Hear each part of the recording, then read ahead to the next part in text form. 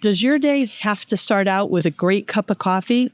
Then you'll want to stay tuned to this week's episode of Tab Talk, where we're going to talk camp coffee. Stay tuned.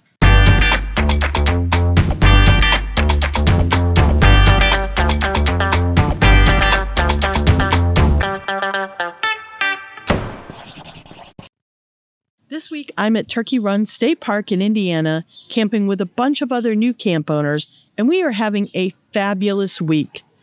We decided it was an excellent opportunity for all of us together, or at least some of us, to tackle one of the most common questions we get in the Tab community, and that is, how do you make camp coffee? Especially if you're boondocking. So about 6 of us put together our best coffee making skills into one video, and we're going to share both how we make coffee on shore power or whether we're boondocking, and the pros and cons of those different methods. I've had a bit of a journey when it comes to coffee making in my Tab. I started with a Stanley French press, and I really liked it because, as you'll see in this video, it didn't allow grounds to get in my coffee. Next, I tried a mochi pot, and I did like the mocha pot, but it was pretty little and it made more espresso than coffee. I then moved on to my mini Keurig, which was the easiest of all the methods, and I liked it, but it did require shore power or to use a lot of battery in my inverter. So when I was at East Harbor earlier this year for our Eclipse event, I checked out the way different people made coffee, and I was going back and forth between the pour over, which I've had some great pour over coffee, and also the AeroPress, which was sort of new to me. I loved the simplicity and the cleanup of the AeroPress, so you'll see me demonstrate that in this week's video. Hi, my name is Fanny, and I just learned in this trip that this is called cowboy coffee. I pour water in the pot, and I add a heavy tablespoon of coffee, and I let it boil, and the longer it boils, the stronger the coffee would be. I use this collapsible thingy with this compostable filter, and you lay it over your mug and let it pour. When the grounds dry, they're very easy to just wipe them off and throw them away. In this, you grab it and throw it away. Everything is very easy to clean. Hi, I'm Dawn, and I made pour-over coffee today. This is my butane stove, and it heats water very quickly. This is my collapsible kettle, and basically this is a GSI collapsible pour-over dripper, and I just put a filter in it and some coffee, and then poured the water in and got the grounds nice and wet, and then waited a few minutes and did a few more, and it makes delicious coffee. It all collapses into one little tiny circle, and to clean it up, all I have to do is just discard the filter in the grounds, and it's super easy. Doesn't really need any water to clean it out, and it makes delicious coffee, which is my mug is almost full now. So I'm going to demonstrate the AeroPress XL. It's fairly new to me, and I just shot a video where I totally screwed it up and did it backwards, so I'm going to try it again. You start by taking the filter holder and a paper filter, these tiny little paper filters, and you insert it into the filter holder. And this is the plunger, and this is the vessel where you do the brewing. This filter holder screws onto the bottom, and then you set it over this plastic pourer. After you've done that, you want to take the coffee, and I'm a Dunkin' Donuts kind of gal, as my friend Dawn knows, and I like to make it a little strong. I don't like to be able to see through my coffee, so I'll probably do 2 or 3 decent scoops. That one was a little more level, so I might go toward 3.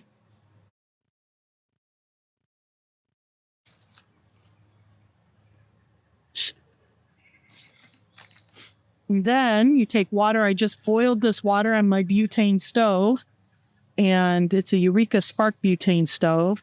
And there are markings with numbers, and I fill it up to about 6. There are all sorts of videos. There's a very passionate AeroPress community out there, and I'm sure the AeroPress snobs are already appalled by what I've done, but it works for me, and you'll figure out what works for you. But this is where the plunger comes in. Actually, first, we want to take the stir that's included and give it a good stir.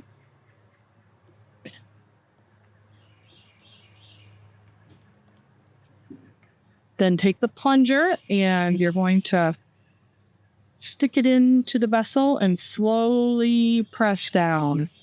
And I say slowly because it just seems impossible to go any faster than slowly. There's some air pressure, I guess, that provides resistance. But as you press down, the coffee pours right into this, or drips into this vessel below. And I can see when I press too fast, it starts to want to come out. And you can hear it as you get closer.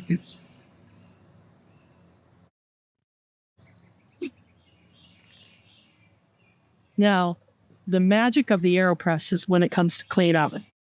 When you take the AeroPress, then I like to do it over a trash bag, and unscrew the filter holder. Sometimes the filter sticks. That's not a big deal, as you can see.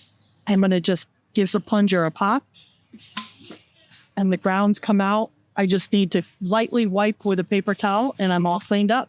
My name's Lisa, and I'm one of the easy ones. And I use a Keurig. It only makes 1 cup of coffee at a time, and it stores real well because the cord just pulls out. You can stuff it in there, and all you do is you take your water and you put it in your cup so you know how much you need, and you fill this reservoir. And then you take this and open it up, and oh, there's an old one in here. Sweet tea. But you pick what you want, coffee or other things, and you just pop this thing in there and close this up and push the button. But better have your cup under there, and then you have a cup of coffee. So it's easy and fast and stores very well. Morning, campers. I'm Scott. Some of you may know me as Nixie's dad, but I'm going to show the Stanley French press. But before I do that, I just want to talk a little bit about induction cooktops, because that's what made me buy the Stanley French press. I'm a big fan of the induction cooktops, if you're on shore power, obviously. They are super fast. They're very safe because they cool off almost instantly. Going back to the fast part, I have a jet boil, and this thing will boil water faster than my jet boil. I mean, it's pretty impressive. And they're cheap. They're $55, $60. So I am a real big fan of induction cooktops. That said, I wanted something that allowed me to make my coffee using that cooktop. So I needed something that was not aluminum. I needed something that will attract a magnet, hence the Stanley. This thing is steel, so I can use it. I can basically boil my water in that. And that's basically what you do. You get the water close to a boil, not full boil, but close to a boil. Put your coffee in, a couple scoops, whatever you like. They say to wait at least 4 minutes, and then you take this steel here, which has a filter. It's got a permanent filter, so you don't have to buy any paper filters or anything.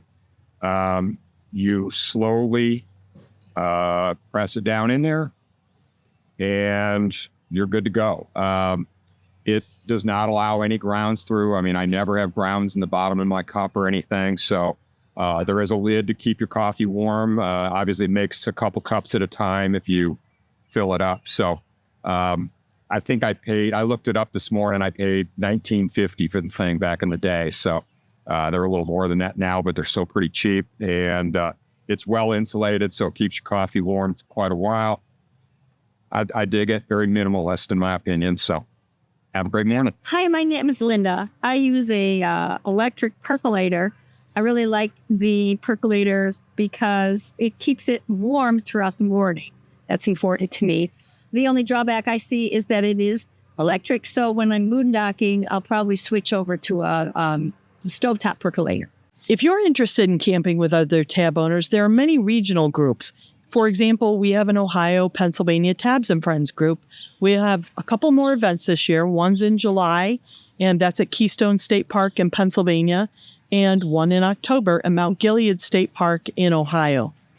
If you're interested in more details about those events, you can join the group, and you'll see information posted in the events tab. How do you make camp coffee? Has this video triggered some ideas for you about things you might change or a new method you'd like to try, let me know in the comments below. Thanks to Fanny, Dawn, Linda, Scott, and Lisa, all for helping me make this video this week, and thank you for watching. I'll see you next time.